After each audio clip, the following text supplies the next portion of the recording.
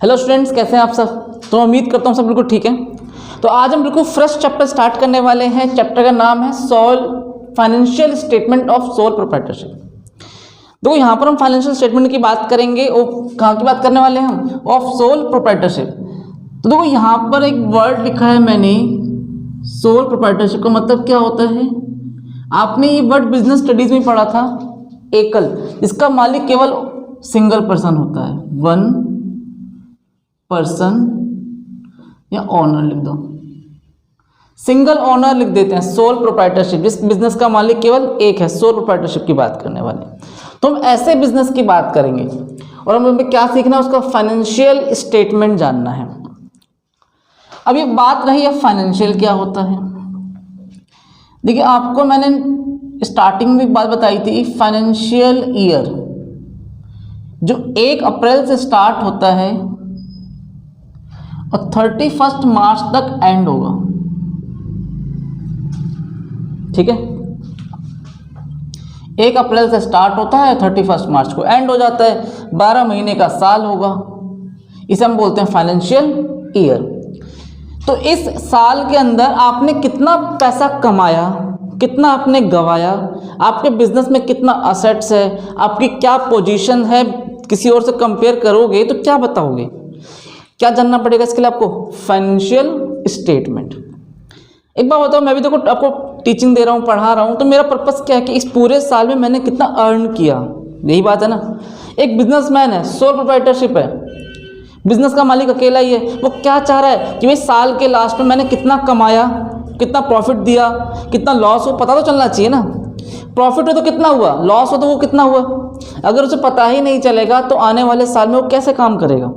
अगर उसे लॉस हो रहा है तो वो आगे संभल के काम करेगा, कुछ एक्स्ट्रा एफर्ट लगाएगा, समझ में आया। देखिएगा भाई लॉस हो तो रहा है, क्यों हो रहा है, सेल क्यों नहीं हो पा रही है। प्रॉफिट हो रहा है तो प्रॉफिट और ज़्यादा बढ़ाने की कोशिश करेगा, यही तो करेगा। दूसरों से कंपेयर करेगा, अच्छा फलाने के पास इतना है, हमारे पास इतना है। तो फाइनेंशियल स्टेटमेंट जानना बहुत ज़रूरी है। और सबसे इंपॉर्टेंट बात, जब आपके पास प्रॉफिट आ जाएगा तो उसके बिहाफ पे आप टैक्स दे पाओगे। अगर वो पता ही नहीं होगा आपने पूरे साल में कितना कमाया तो टैक्स कैसे दोगे, नहीं दे पाओगे। तो यही चैप्टर बहुत इंटरेस्टिंग है, फाइनेंशियल स्टेटमेंट। आज हम थोड़ा सा प्रैक्टिकल बात करने वाले हैं, ध्यान से समझना। देखो सबसे पहले आपको मैंने क्या सिखाया था, जर्नल, यही सीखा था। जर्नल के बाद किसका नंबर आता है, लेजर। लेजर के बाद क्या बनता है बेटा, ट्रायल बैलेंस। हमने पूरे साल जर्नल बनाया, लेजर बनाया, ट्रायल बैलेंस बन गया, मैच हो गया। अब इस ट्रायल बैलेंस के बिहाफ पे हम बनाने वाले हैं फाइनल अकाउंट। इस फाइनल अकाउंट के अंदर 3 बातें बनाई जाएगी। पहला ट्रेडिंग अकाउंट,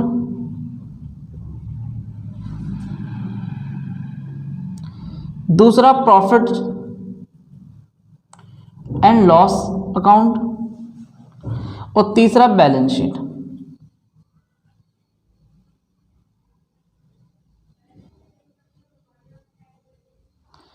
कोई डाउट? तो पहले मेरा फोकस किस पर रहने वाला है, ट्रेडिंग अकाउंट पे, number 2 profit and loss account पे, नंबर 3 पे बैलेंस शीट पे। अब एक एक करके डिस्कस करते हैं। एक छोटा सा एग्जांपल बताऊंगा मैं आपको और पूरा एग्जांपल आपको फील हो जाएगा कि हमें क्या फाइंड करना है और कैसे फाइंड करना है। बहुत अच्छी स्टोरी समझना, मतलब इसे समझना, क्वेश्चन मत समझना, एग्जांपल के थ्रू देखना कैसे आप बिजनेस करोगे और उसमें कैसे आप प्रॉफिट एंड लॉस की बात करते हैं, समझते हैं। देखो जैसे एक मान लेते हैं, एक मिस्टर ए है। मिस्टर ए एक जींस का काम करता है, जींस व्यापारी है, जींस लाता है, बेचता है। मिस्टर ए ने क्या किया, जींस बेच दी। कितने की बेची भैया, 5 लाख की जींस बेची है पूरे साल में। कितने की जींस बेच दी है, 5 लाख की। मिस्टर ए खरीद के भी तो लाया होगा, एक बात बताओ यार, खरीद के नहीं लाया होगा, कितने के लाया होगा। मान लेते हैं जींस बेच दी 5 लाख की, मान लेते हैं जींस वो लाया 2 लाख, ठीक है। और जींस में देखो जब लाया तो रॉ मटेरियल लाया, उसने उसमें क्या ऐड कर दिया, कुछ अदर एक्सपेंसेस, वेजेस वगैरह भी दे दी, मजदूरी वगैरह भी दी होगी, फैक्ट्री की बात भी करी होगी,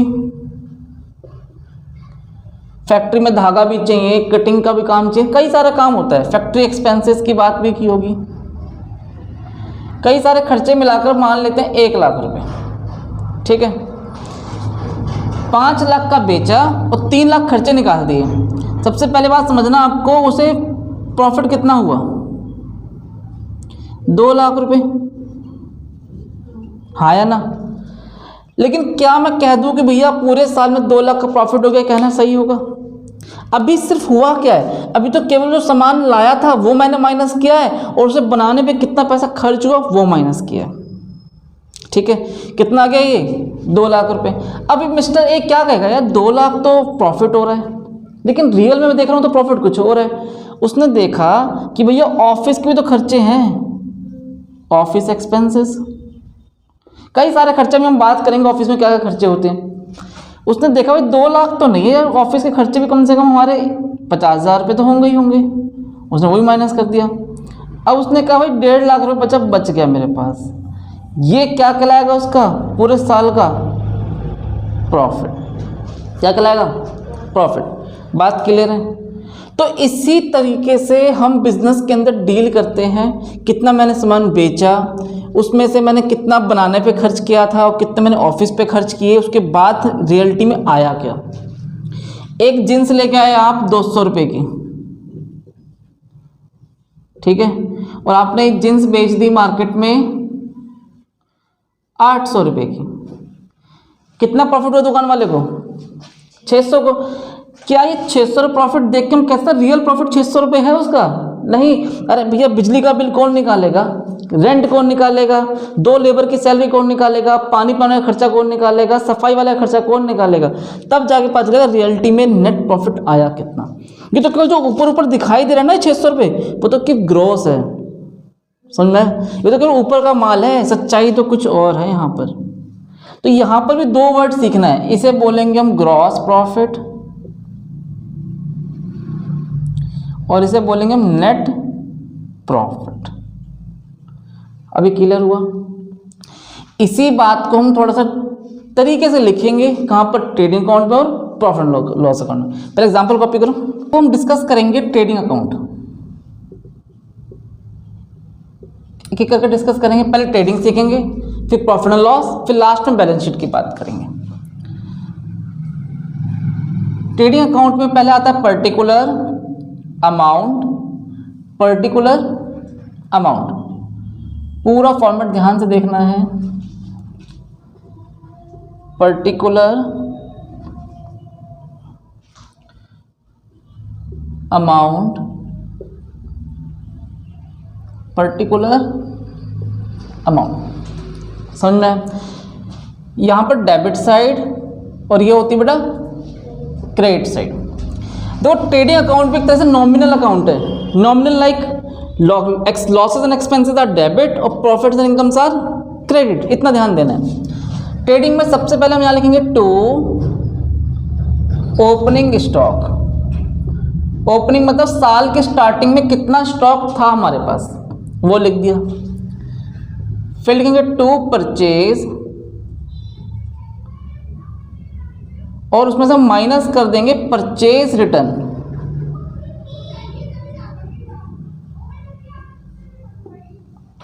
ठीक है, काम कंप्लीट हो गया। और परचेज रिटर्न का दूसरा नाम भी क्या है? Return outward. क्या नाम है इसका?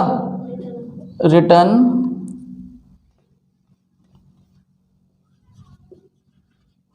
तो रिटर्न आउटवर्ड भी दे रखा हो तो कंफ्यूज होने की जरूरत नहीं है, वही बात परचेज रिटर्न है। इतना समझाया।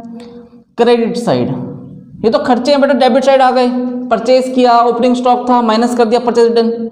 यहां पर देखो पैसा कैसे आएगा, सामान जाएगा पैसा आएगा, तो बाय सेल्स, और उसमें से क्या माइनस करेंगे? Sales return. और रिटर्न सेल्स रिटर्न का एक नाम और भी है, रिटर्न इनवर्ड। और यहां लिखेंगे बाय क्लोजिंग स्टॉक। कितना स्टॉक आपके पास लास्ट में बच गया। एक बार बताओ, आपके पास 25,000 का ही मान लेते हैं, 25,000 का स्टॉक साल के लास्ट में है, क्या फेंक दोगे क्या? जला दोगे? नहीं, क्या करोगे? उसे रखोगे, क्योंकि वो अगले दिन से ही आपका ओपनिंग बन जाएगा और अगले दिन से बिकना स्टार्ट हो जाएगा। अरे यही तो होता है। तो जो क्लोजिंग स्टॉक बचा है ना आपका, वो क्या है, कहाँ लिखा जाता है? Credit side. आपके लिए भैया फ़ायदा है, अगली बार वो क्या होगा, ओपनिंग बन जाएगा, बिकेगा, वो खर्चे नहीं है ये, समझ में आया? कितना सामान बिका वो बताओ, और कितना सामान है वो बताओ मुझे। और क्या माइनस करते हैं हमेशा? खर्चे की बात करते हैं। तो ये तो देखो छोटा सा फील था, ओपनिंग स्टॉक लिख दिया, to purchase, by sales, by closing stock. अब हम यहाँ बात करेंगे डायरेक्ट एक्सपेंसेस की। To direct expenses. अब देखो डायरेक्ट एक्सपेंसेस क्या होते हैं। ट्रेडिंग अकाउंट की हम जो बात कर रहे हैं, यहाँ सामान बनने तक के सभी खर्चे रिकॉर्ड किए जाएंगे। सामान समझ में आया क्या बोला मैंने? सामान बनने तक के जितने भी खर्चे होंगे वो कहाँ रिकॉर्ड किए जाते हैं? ट्रेडिंग अकाउंट में। मेरा काम जींस बनाने का है, मैं सोल प्रोप्राइटर हूँ, मैं जींस बनाता हूँ, तो जींस बनाने तक के जितने भी खर्चे होंगे फैक्ट्री से रिलेटेड सारे खर्चे कहाँ रिकॉर्ड होंगे? ट्रेडिंग अकाउंट में। तो एक लाइन लिख दो उसके बारे में, सामान बनने तक के सभी डायरेक्ट एक्सपेंसेस ट्रेडिंग में शो होते हैं।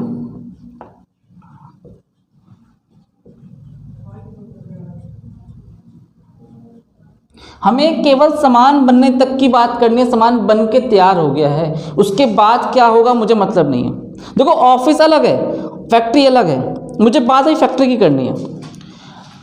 डायरेक्ट एक्सपेंसेस में देखो क्या क्या आ सकता है? टू वेजेस, ये भी डायरेक्ट एक्सपेंसेस है। अगर डायरेक्ट एक्सपेंसेस डायरेक्ट दे रखा तो बहुत अच्छी बात है। टू वेजेस भी लेंगे, मजदूरी होती है, क्योंकि भैया मजदूरी किससे जुड़ी होती है? फैक्ट्री से जुड़ी होती है। कैरिज इनवर्ड,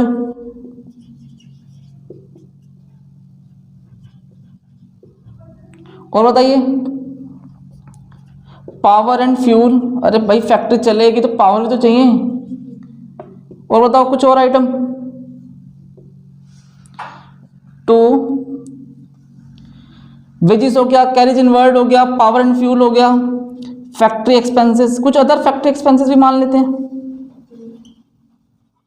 और एक आध खर्चा और आएगा तो उसे भी लिख देंगे एटसेट्रा। ऐसा करने से यहां जो आता है उसे बोलते हैं टू ग्रॉस प्रॉफिट। और अगर यहां आएगा बेटा उसे क्या बोलेंगे? By gross loss.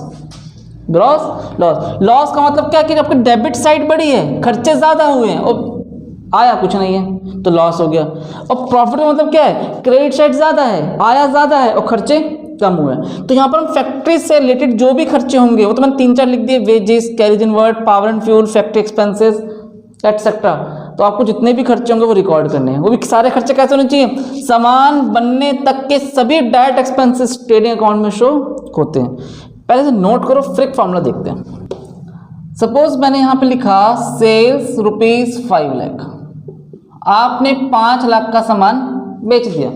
अब देखो मैं आपसे पूछना चाहता हूँ कि बच्चों ये बताओ, जो हम सामान 5 लाख का बेच रहे हैं उसकी कॉस्ट क्या रही होगी? कॉमन सी बात है, पता तो होना चाहिए ना कि भैया मैंने जो सामान बना के बेचा है उसकी कॉस्ट क्या है, पता है? तो वो जानने के लिए हमें कुछ सीखना पड़ेगा। उसे हम क्या बोलेंगे? Cost of goods sold. जो सामान मैंने बेचा भैया उसकी कॉस्ट को क्या बोलेंगे? Cost of goods sold, COGS। तो कैसे निकल सकती है कॉस्ट? सबसे पहले आप चेक करेंगे ओपनिंग स्टॉक, आपके पास स्टार्टिंग में कितना स्टॉक था वो लिखा। नेट परचेज, कितना अपने साल के अंदर खरीदा। नेट मतलब समझाया, नेट क्यों है ये? परचेज में से परचेज रिटर्न को घटा के आया जो। और इसमें हम ऐड कर देंगे डायरेक्ट एक्सपेंसेस, आपने उसे बनाने पर कितना पैसा खर्च किया डायरेक्टली। मजदूर लाओगे, मजदूर की सैलरी दोगे, उसे हम वेजेस बोलते हैं, ठीक है। फैक्ट्री में खर्चा होगा, फ्यूल चाहिए, पावर चाहिए, इलेक्ट्रिसिटी चाहिए, फैक्ट्री के अंदर कई सारे खर्चे होते हैं फैक्ट्री के अंदर, इसे क्या बोलेंगे हम? Direct expenses. और लास्ट में क्या माइनस कर देंगे? क्लोजिंग। क्यों भैया, जितना स्टॉक ओपनिंग था उसमें मैंने कितना खरीदा वो सब जोड़ दिया, उसमें से कितना बच गया उसे माइनस कर दो, क्योंकि वो बिका नहीं है, अभी बचा हुआ है। बात क्लियर है? क्या नाम दिया जाएगा इसे? Cost of goods sold. कितने का सामान जो मैंने बेचा उसकी कॉस्ट क्या है। अब देखो सामान बेचा कितने का है, सपोज 5 लाख का, और आपके पास कॉस्ट ऑफ गुड्स सोल्ड मान लेते हैं एग्जांपल ₹4 लाख आ गया। क्या आ गया? 4 लाख का आ गया। तो अगर आपसे पूछो बेटा मोटा मोटा ये जीपी क्या हो सकता है, अगर ओवरऑल हम बात करें सिंपली वे में, जीपी क्या हो सकता है, तो क्या बोलोगे कि सर 5 लाख का बेचा, 4 लाख का उस पर खर्चा था बनाने पे। तो भैया अगर हम रफली बात करें, मोटा मोटा बात करें, तो कितना आंसर आ रहा है? 1 लाख। वो जीपी आया है, सिर्फ ग्रॉस प्रॉफिट है, नेट प्रॉफिट नहीं है। बात क्लियर है? तो एक फॉर्मूला क्या बन जाता है यहां से हमारा, GP is equal to net sales minus COGS। और आपने अभी जो टेबल देखी थी, ट्रेडिंग फॉर्मेट सीखा था, उसमें भी क्या सीखा था? ओपनिंग स्टॉक लिखा, परचेज लिखा, डायरेक्ट एक्सपेंसेस लिखे, ये लिखा था। और अगर मैं मान लो उन सबको ऐड करूं इधर की तरह और क्लोजिंग स्टॉक माइनस कर दूं, क्लोजिंग स्टॉक क्या कर दूं? माइनस कर दूं, तो और नेट सेल्स में से उसको माइनस करके क्या निकल जाएगा? जीपी। ही तो करा था। अभी अब चेक तो करो, अभी हमने क्या था, जीपी कैसे निकाला था? आपने बेटा ओपनिंग स्टॉक लिखा था, उसमें आपने नेट परचेज ऐड किया, और आपने क्या ऐड किया था? डायरेक्ट एक्सपेंसेस भी ऐड किए, ये सब ऐड किया। और क्रेडिट साइड में क्या क्या लिखा था? Net cell plus closing stock, यही लिखा था। इन दोनों को ऐड किया और उसमें से इसको भी माइनस किया, इसको भी माइनस किया और इसको भी माइनस किया। तो क्या आंसर आया फाइनली आपके पास? GP, gross profit. तो आपको अब आप कहोगे कि सर यहाँ पे कॉस्ट ऑफ गुड्स सोल्ड का फॉर्मूला ये है। अब आप ऐसे कर रहे हो तब भी जीपी आ रहा है, ऐसे भी जीपी आ रहा है। एक बात बताओ, net sales plus closing stock minus opening stock और minus plus minus net purchase और minus plus minus direct expenses.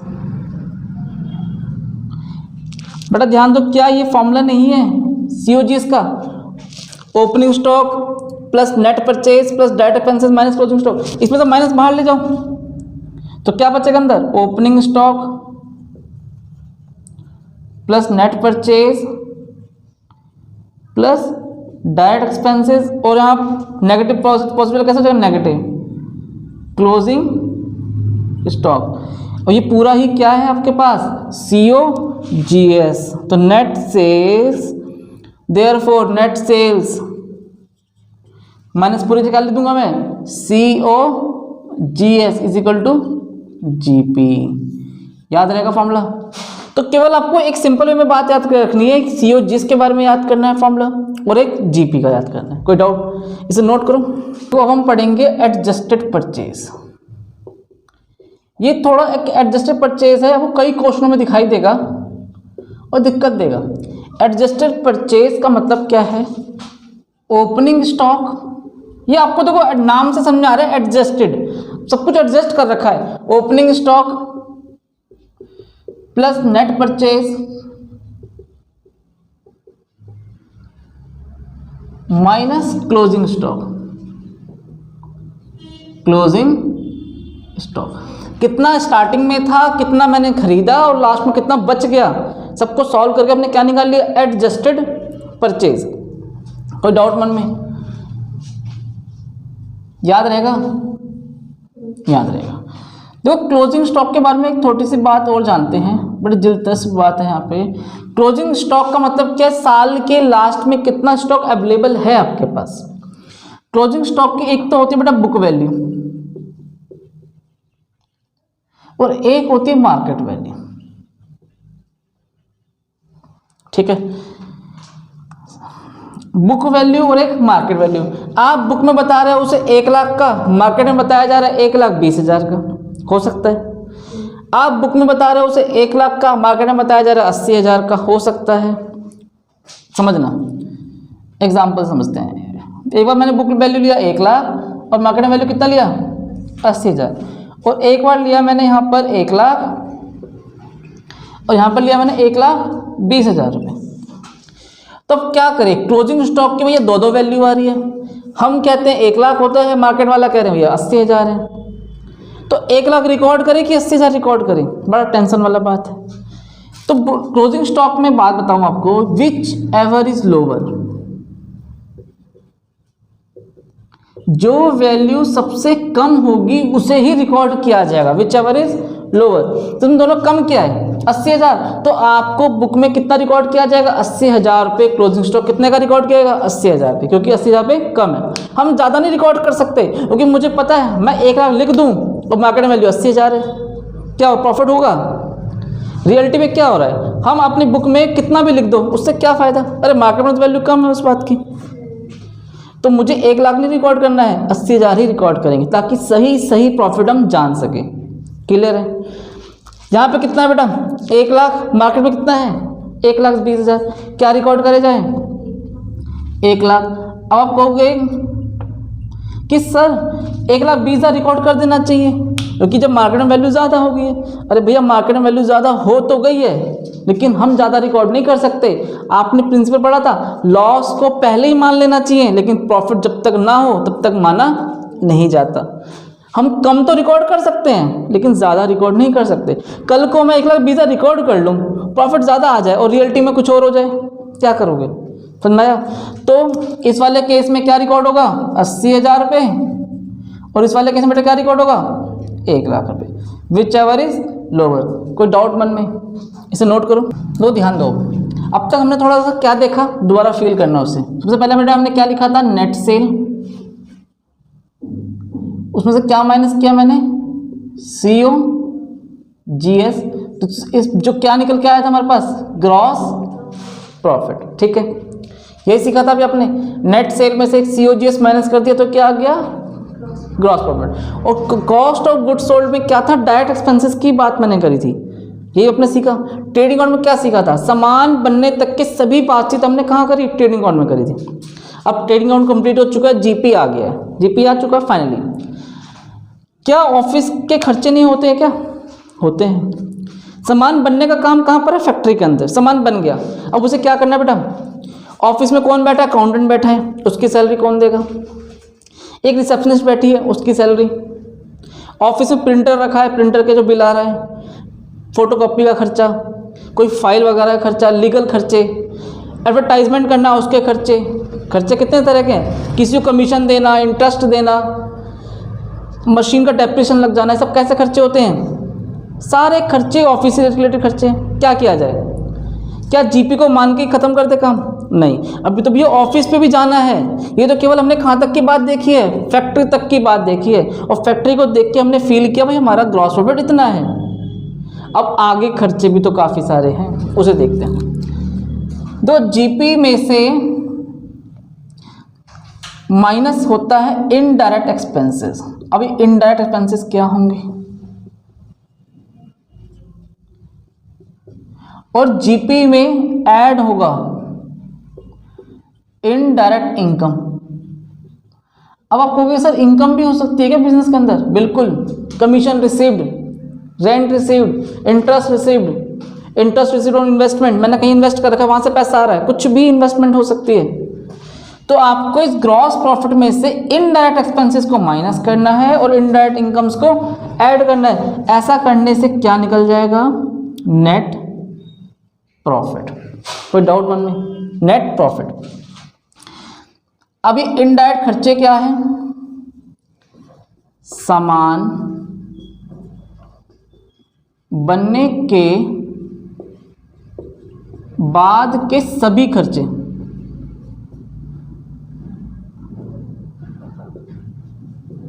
याद रहेगा, सामान बनने के बाद के सभी खर्चे और बिकने तक,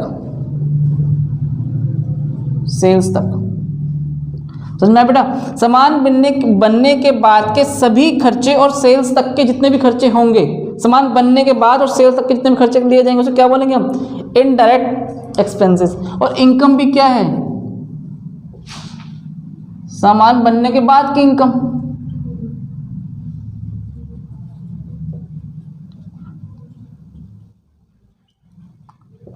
समझ में आ रहा है पूरा गहराई जो मैं हिंदी में लिख रहा हूं? सामान बनने के बाद के सभी खर्चे और सेल्स तक के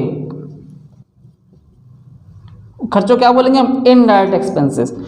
और इनकम को क्या बोला जाएगा? Indirect income. तो जीपी में से इसे माइनस कर दो खर्चों को और इनकम को जोड़ दो तो भैया आपको क्या काम आ जाएगा? Net profit. एक बात और समझना, इनडायरेक्ट एक्सपेंसेस भी आर टू टाइप्स। पहला, एक होता है ऑपरेटिंग एक्सपेंसेस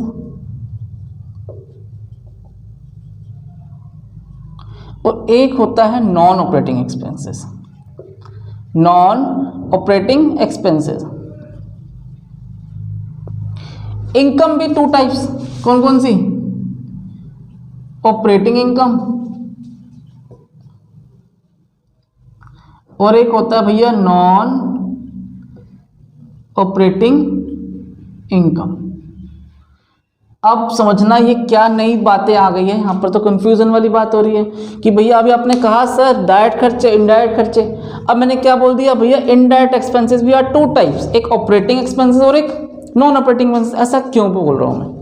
देखो, ऑपरेटिंग एक्सपेंसेस नाम से फील हो रहा है जिसका कनेक्शन बिजनेस से होता है। जिसका कनेक्शन किससे? बिजनेस से। बिजनेस से रिलेटेड जो भी खर्चे होंगे उसे क्या बोलेंगे हम? Operating expenses.